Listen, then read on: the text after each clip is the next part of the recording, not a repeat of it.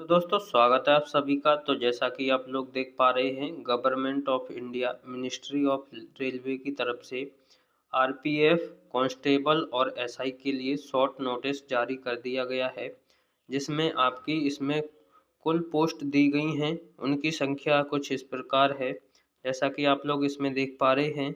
कुल पोस्ट की संख्या है 4660।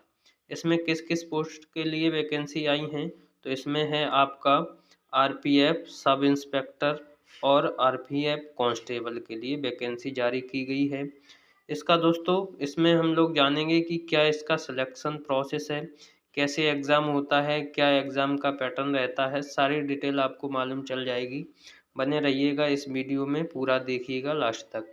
तो देखते हैं दोस्तों, बारी बारी से एक एक पॉइंट को डिस्कस करेंगे हम लोग। तो पहले तो आप लोग देख लीजिए कि आपके लिए जो वैकेंसी जारी की गई हैं वो आपकी हैं आरपीएफ कांस्टेबल और एसआई के लिए।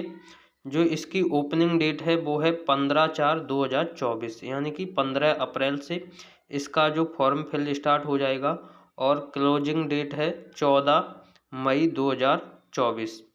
उसके बाद सब इंस्पेक्टर और कांस्टेबल के लिए है। उसके बाद जो एजुकेशन क्वालिफिकेशन क्या है, तो आपको graduation from a recognise university, यानी कि आपको एसआई के लिए ग्रेजुएशन यानी कि स्नातक होना चाहिए, और आरपीएफ कांस्टेबल के लिए 10th पास होना चाहिए।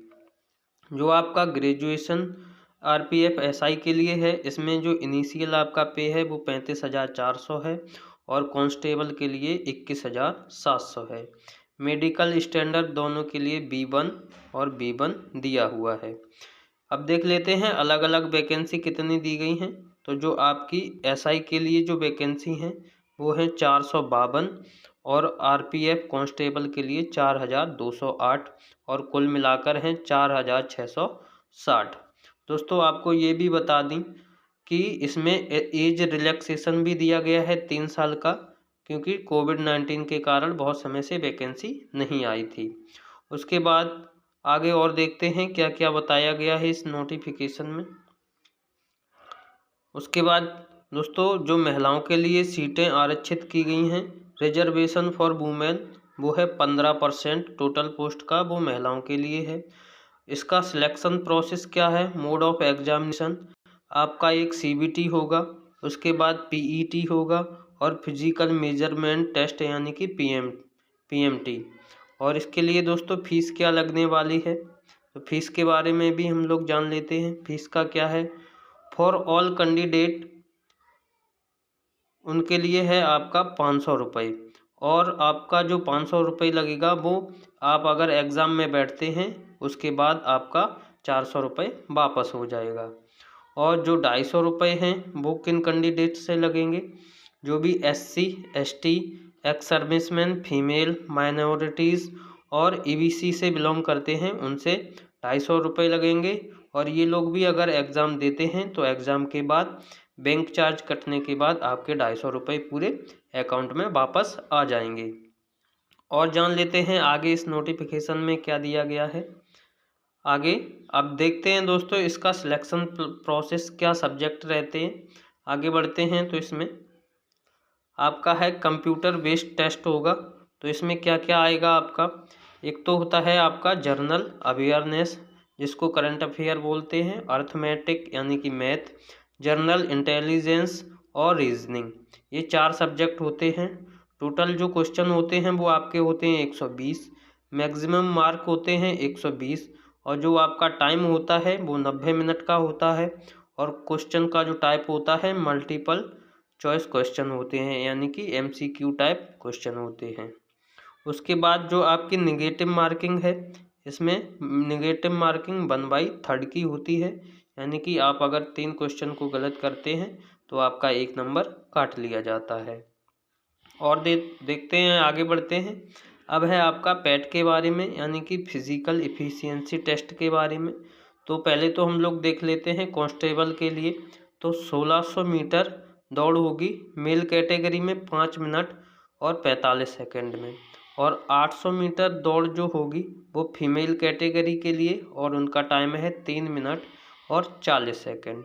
उसके बाद लॉन्ग जंप होती है मेल कैटेगरी में 14 फीट और फीमेल में 9 फीट। उसके बाद हाई जंप होती है, मेल में होती है 4 फीट और फीमेल में होती है 3 फीट। तो उम्मीद है आपको पैट का जो ये शेड्यूल है आपको समझ में आया होगा।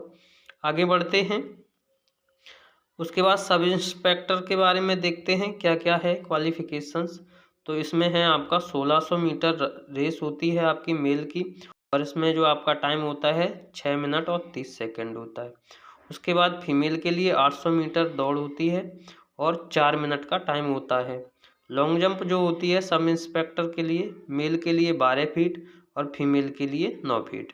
हाई जंप जो होती है मेल के लिए 3 फीट 9 इंच और फीमेल की होती है 3 फीट। तो दोस्तों ये था आपका। उसके बाद हम देख लेते हैं पीएमटी यानी कि फिजिकल मेजरमेंट टेस्ट। इसमें क्या क्या आपको चाहिए क्वालिफिकेशंस। तो इसमें कांस्टेबल और सब इंस्पेक्टर दोनों के लिए जो आपकी हाइट होनी चाहिए, आप यदि यूआर और ओबीसी हैं तो 165 सेंटीमीटर, और अगर आप एससी और एसटी हैं तो 160 सेंटीमीटर। अगर आप स्पेसिफाइड कैटेगरी से हैं तो आपकी 163 सेंटीमीटर होनी चाहिए। चेस्ट जो है आपका केवल मेल के लिए चाहिए, यूआर और ओबीसी के लिए 80 सेंटीमीटर। उसके बाद लिखा हुआ है with a minimum expansion of 85 centimetre, यानी कि न्यूनतम फुला के आपका 85 सेंटीमीटर होना चाहिए। जो भी एससी और एसटी कैटेगरी से बिलोंग करते हैं तो उन्हें 76.2 सेंटीमीटर उनका जो है चेस्ट होना चाहिए, और न्यूनतम विस्तार के साथ 81.2 सेंटीमीटर होना चाहिए। तो दोस्तों उम्मीद है आपको वीडियो पसंद आया होगा। तो अगर वीडियो पसंद आया है तो आप लोग वीडियो को लाइक कीजिए और शेयर भी कीजिए, और दोस्तों अपनी तैयारी में लग जाइए। तो वीडियो को देखने के लिए आप सभी का बहुत बहुत धन्यवाद।